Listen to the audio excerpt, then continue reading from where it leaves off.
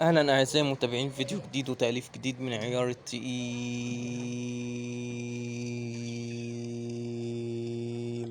جدا.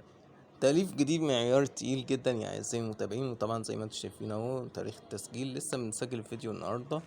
أعزائي المتابعين، قررت أنزل تأليف للقصص، بما إننا ما بننزلش تأليف قصص بقالنا مدة طويلة جدا يعني، وبنألف أغاني حزينة. على فكرة أنا مجهز لكم دستة أغاني حزينة هتعجبكم أوي يعني.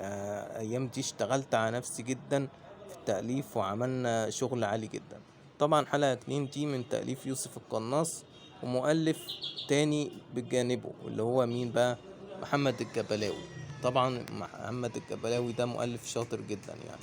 طبعا القناة هي أعزائي المتابعين. وقبل ما انسى، احب افكركم اني بشكر كل الجمهور العراقي على الدعم الرائع جدا للقناة. شكرا ليكم بجد يا شعب العراق، انا بحبكم جدا جدا جدا. اشوفكم في فيديو جديد، مع السلامة.